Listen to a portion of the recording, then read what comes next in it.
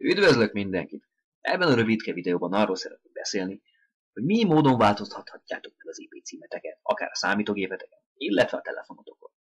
Most joggal tetitek fel a kérdést, egyáltalán miért tennénk, miért van erre szükség? De ezt bizonyára tudjátok, az interneten rengeteg olyan weboldal, illetve szolgáltatás található, amelyek csak az adott országon belül tartózkodóknak érhetőek el. A legjobb példák ezekre a különböző tévés csatornák online adásai, vagy más online zenei boltok, például a Spotify.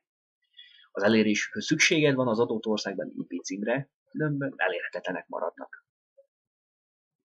Jellemző még, hogy a bankok által nyújtott netbanking szolgáltatás is csak hazai IP címmel érhető el.